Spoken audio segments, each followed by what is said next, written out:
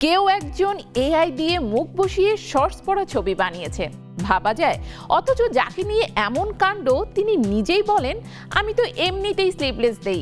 শেষে ঘোষণা, নেক্সট ট্রিপে এমন ছবি দিব আপনাদের এডিটিং এর কষ্ট কমে যাবে। হ্যাঁ, এমনই রসবোধ সম্পন্ন মানুষ সকলের প্রিয় শবনম ফারিয়া।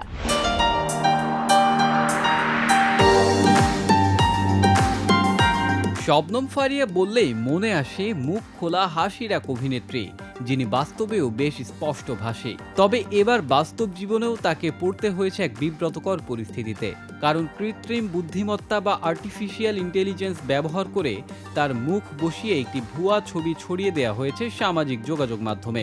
সম্প্রতি অভিনেত্রী শবনম ফারিয়া ফেসবুকে একটি পোস্টে ক্ষোভ ঝেড়েছেন এই ঘটনা নিয়ে।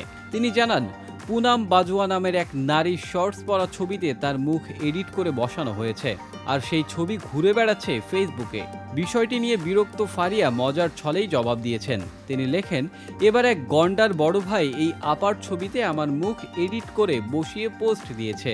আমি বুঝলাম না, এই ভাইয়াদের আমাকে এত খোলামেলা পোশাকে দেখার ইচ্ছা কেন, এত কষ্ট করে এডিট করে।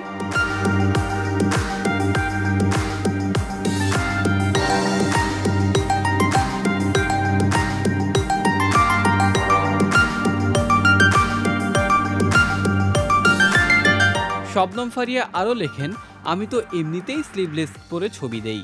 ওই ছবিগুলো যথেষ্ট অশালীন না লাগায় ওনাদের হতাশা দেখে মাঝে মাঝে আমার মন চায় এমন কয়েকটা ছবি তুলেই ফেলি। প্রমিস করলাম, নেক্সট বিদেশ ঘুরতে গেলে আপনাদের এই এডিটিংয়ের কষ্ট কমানোর আপ্রাণ চেষ্টা করব।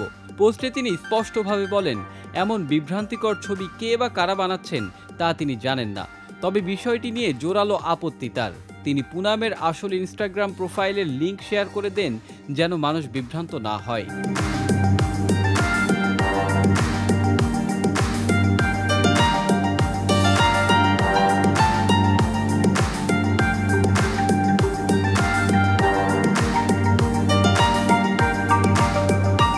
এই ধরনের ঘটনা এবারই প্রথম নয়। এর আগেও জনপ্রিয় অভিনেত্রী পরিমণির মুখ বসিয়ে অন্যের ছবিতে এডিট করে ছড়িয়ে দেওয়া হয়। শুধু পরি বা ফারিয়া নন, অনেক তারকাকেই এখন এই ধরনের সমস্যার মুখোমুখি হতে হচ্ছে। সোশ্যাল মিডিয়ায় যে কোনো মুহূর্তে কেউ একজন প্রযুক্তির অপব্যবহার করে এমন ছবি ছড়িয়ে দিতে পারে, আর তা ছড়িয়ে পড়ে আগুনের মতো।